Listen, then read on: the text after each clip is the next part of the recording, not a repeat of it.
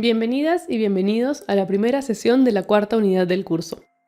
Habiendo reconocido ya cómo y por qué se produce la revictimización, en esta oportunidad nos vamos a dirigir hacia las herramientas que nos pueden ayudar a prevenir esta problemática. Estas serán dos: el enfoque centrado en la víctima y el enfoque basado en el trauma. Antes de profundizar en los enfoques, revisemos algunas buenas prácticas recomendadas por los organismos internacionales para fortalecer las habilidades de las y los funcionarios que trabajan con personas LGBTI víctimas de violencia. Como se pretende con este curso, la primera de ellas es la sensibilización y capacitación de proveedores de servicios, quienes deberían desarrollar ciertas competencias para ejercer su labor de manera asertiva y efectiva. Dichas competencias son: primero, comprender el marco conceptual de la sexualidad y la diversidad, examinando los estereotipos presentes en su función pública en base a los enfoques de género y derechos humanos. Segundo, aplicar el marco normativo y el enfoque de derechos humanos para prevenir y atender la discriminación hacia niñas, niños y adolescentes LGBTI en el marco de su función pública. Tercero, identificar y proponer estrategias y acciones para promover y garantizar los derechos de las personas LGBTI en su institución y desde su función como servidor o servidora pública. Finalmente, como ustedes saben muy bien, este trabajo requiere de un manejo constante de situaciones de emergencia, donde debemos actuar rápidamente. En estos escenarios, se recomienda priorizar habilidades blandas, como la escucha activa y la empatía. Ahora pasemos al enfoque centrado en la víctima. De acuerdo con CHS Alternativo, esta herramienta tiene por objetivo lograr una recuperación integral de las personas afectadas por trata, trabajando las múltiples necesidades y áreas de desarrollo que se precisan para alcanzar la reintegración en la sociedad de manera segura y exitosa. Aunque este enfoque se empezó a trabajar con los profesionales a cargo de la persecución y sanción del delito, extenderlo a todas las instancias que trabajan con esta población ofrece un carácter transversal y sistémico a la intervención. Bajo el paradigma anterior, el objetivo del proceso judicial era identificar al culpable y sancionarle, para lo que el testimonio de la víctima resultaba fundamental, siendo ella la principal prueba del delito. Bajo este enfoque, en cambio, se promueve un proceso que garantiza derechos y se orienta a la reintegración de la persona afectada por la trata. Para la implementación de este enfoque, se trabaja bajo estándares de atención. El primero se denomina Identificación y Atención Prioritaria de Necesidades y Preocupaciones de la Víctima, el cual se orienta a reconocer y comprender que cada víctima tiene diferentes preocupaciones y expectativas. Se deben considerar los siguientes elementos. Primero, el plan de trabajo individual debe ser construido en base a sus expectativas, necesidades y deseos. Es un trabajo conjunto y el personal debe mostrar apertura para incluir temas que aborden la sexualidad de la niña, niño o adolescente. Segundo, es importante que luego del rescate o la denuncia se le brinde al usuario un periodo de reflexión, explicándole todas las alternativas que tiene, incluyendo los detalles sobre el centro de acogida. De este modo, podrá tomar decisiones informadas, que es importante respetar. Un segundo estándar es brindar servicios sin prejuicios, sensitivos y sensibles, para evitar la revictimización y mitigar el estrés postraumático, que enfatiza en la prevención de la discriminación en el servicio. Por lo que consideraremos: primero, no se debe juzgar, criticar o discriminar a las niñas, niños y adolescentes LGBTI por su orientación sexual o su identidad o expresión de género. Esto implica evitar comentarios o actitudes negativas hacia su manera de hablar, vestir o comportarse. En segundo lugar, hay que considerar los factores de vulnerabilidad a los que han estado expuestos previamente para identificar los servicios adecuados a sus necesidades. Finalmente, recordar que las personas están definidas por múltiples características, como puede ser la etnia, procedencia geográfica o la condición económica. Para prevenir la discriminación, es preciso mantener una mirada interseccional. Como tercer estándar, tenemos el de empoderamiento y participación, que busca que las víctimas superen las diferentes consecuencias psicológicas, físicas, sociales y culturales del trauma. Para ello, es preciso reducir los factores de riesgo ambientales propios del espacio donde se reinsertará la víctima, como la escuela o la comunidad, de manera que sean adecuados para que la persona ejerza su ciudadanía y participe de manera activa. Trabajar con las familias en el proceso de aceptación y respeto hacia sus hijas e hijos LGBTI, de manera que el hogar sea un espacio donde sus voces sean escuchadas. El cuarto estándar, restitución de derechos, dignidad, autonomía y determinación, busca que las víctimas cuenten con herramientas y recursos para favorecer su recuperación y reintegración social.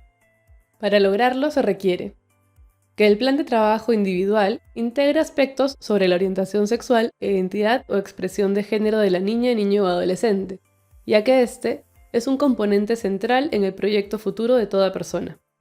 Que se realice un seguimiento del entorno familiar con la finalidad de tomar medidas eficaces y veloces cuando se encuentra una situación de riesgo. En este caso, hará falta desarrollar un plan de minimización de riesgo. Si la familia contraviene el proceso de recuperación y reintegración de la persona, evaluar junto con ella la posibilidad de desvinculación familiar y los pasos para hacerlo. Finalmente, recordemos que es muy importante proteger la identidad y la confidencialidad del caso, evitando la difusión de imágenes o la interacción del menor con medios de comunicación sin preparación previa. Recordemos siempre que la prioridad es el bienestar, y en una sociedad tan cargada de prejuicios, el abordaje mediático puede ser altamente revictimizante. Antes de presentar el enfoque, revisemos el concepto. La palabra trauma se asocia con el miedo, la ansiedad y otras emociones negativas. Incluso puede aludir a un estado permanente cuando decimos, desde que chocó el auto se quedó traumada, ya ni quiere salir. La palabra viene del griego y significa herida. Desde la medicina, el traumatismo significa lesión o daño. En psicología, el trauma se entiende como un impacto emocional fuerte que produce consecuencias duraderas. Estas consecuencias son la reacción a un evento terrible. Pueden ser adaptativas y devenir, con el tiempo, en síntomas patológicos si no se tratan adecuadamente. Como su origen indica, el trauma, como cualquier lesión o herida, requiere de atención y cuidado.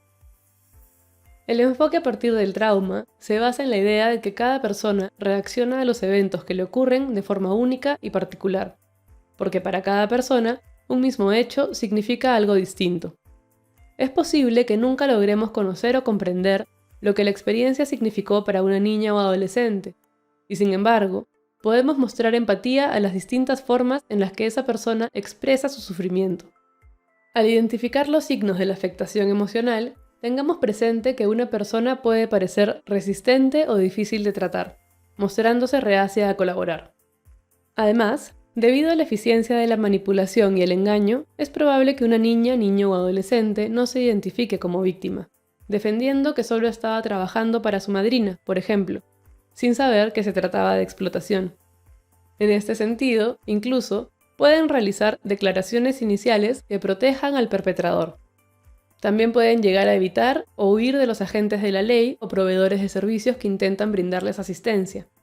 Estas realidades requieren una mayor inversión de tiempo, paciencia y una relación empática. Frente al impacto del trauma, este enfoque hace hincapié en garantizar la seguridad física, psicológica y social de cada sobreviviente. Para ello, es fundamental priorizar las necesidades de la persona por encima de las necesidades del procedimiento legal, que no debería generar mayor ansiedad o estrés. Imaginemos que estamos trabajando con un niño de 12 años llamado Julio, que ha sido rescatado luego de pasar un periodo siendo explotado en una maderera ilegal. Los capataces lo golpeaban y se burlaban de él por parecerles muy femenino. En una ocasión, uno de ellos abusó sexualmente de Julio. Consideremos algunos elementos a tener en cuenta en la intervención. Si Julio parece desanimado o desconectado, puede ser una señal de que se siente abrumado o agobiado por las preguntas y necesita cambiar de tema o actividad. Tenga a la mano materiales que puedan apoyarle en la regulación del afecto y de los impulsos durante las entrevistas, como puede ser una pelota suave, una madeja de lana, plastilina o ligas. La idea es ofrecer un objeto para canalizar la ansiedad sin generar demasiada distracción. Hacia el final de la entrevista, se le puede ofrecer a Julio un juego que le permita reorientar su atención. Durante la entrevista, asegúrate de que Julio escuche y comprenda las declaraciones y preguntas. Concédele pausas frecuentes y repeticiones cuando haga falta. Si crees que necesita detenerse, ofrécele la posibilidad de hacerlo. Ten en cuenta que los cambios en el relato no necesariamente indican mentiras, sino que pueden ser un mecanismo de defensa frente al trauma. En la infancia y la adolescencia, la fantasía es un recurso muy potente que se puede utilizar para evadir una situación dolorosa. Al contrastar la información, es importante hacerlo con cuidado, sin acusarle de estar mintiendo. Elegir el momento adecuado es fundamental. Intenta mantener las entrevistas u otras conversaciones clave en los momentos en los que Julio se sienta más tranquilo, estable y seguro. Uno de los impactos del trauma se puede ver en la dificultad para prestar atención por largos periodos de tiempo. Distribuye el trabajo en tareas breves y bríndale tu apoyo. Recuerda que incluso esto puede resultar abrumador y frustrante. El niño puede haber desarrollado una relación muy compleja con los tratantes. Evita hacer suposiciones cuando no comprendas la situación. Intenta reconstruir el proceso desde el inicio para comprenderlo. Esto implica descifrar si hubo manipulación o engaño, si en algún momento Julio se sintió protegido y querido, si estaba movido por el temor o todas estas opciones juntas. Es importante prepararse emocionalmente, ya que Julio podría reaccionar de manera abrupta o agresiva y debes saber que no es personal. Acompáñalo hasta que pase la crisis y permite que se exprese y cuente lo que le hizo reaccionar de ese modo. Contener las emociones de los demás puede ser muy desgastante, y el autocuidado es parte del trabajo. Siempre que sea posible, fomenta oportunidades para que el niño tome el control. Recuerda que en la trata de personas se pierde toda autonomía, y su voluntad no ha sido escuchada. Permitirle tomar decisiones es parte de su recuperación. Finalmente, no olvides que a pesar de todo lo vivido, Julio sigue siendo un niño, y requiere afecto y cuidado. Muestra señales de cariño, anímate a jugar con él y a apoyarlo en lo que necesite para construir una relación de confianza que ayude a reparar el abuso del pasado. Situar al centro de todo el proceso a quienes han sufrido la trata de personas y padecen sus consecuencias es la única manera de evitar que el daño sea irreparable. Los niños, niñas y adolescentes víctimas requieren, pues, un abordaje especializado que les permita curar las heridas y vivir con dignidad. Muchas gracias por llegar hasta aquí. Hasta pronto.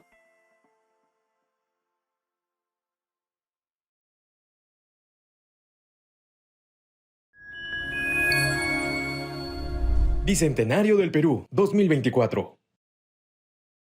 Gobierno del Perú.